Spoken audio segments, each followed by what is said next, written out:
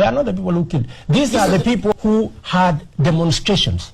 They had demonstrations in the streets. They were arrested by the police. For your information, of the 1,300 people killed, 70% of those people were killed by the police. 40%. It's wrong here.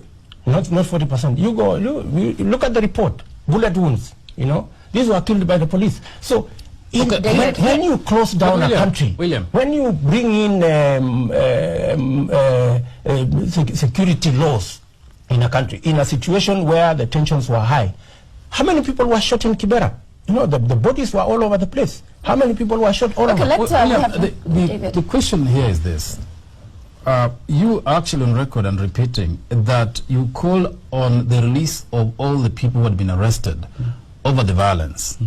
Without evidence whether they were actually just demonstrators or they had actually participated in crime, in torching people's houses and killing people. Yeah. Is that justifiable? It is justifiable to this extent that the people who are arrested, right, unless the police prove, because we told them, you cannot arrest people who are demonstrating. If you have proof that so-and-so killed, like what they have done now, they have arraigned some people on evidence, hard evidence. But at that point, how would the police prove? If they were arresting them, you had no evidence that they had no evidence against those people in the first place, but you are calling for their release. Completely disregarding the victims in this particular case of those crimes. We live in Kenya, Makali.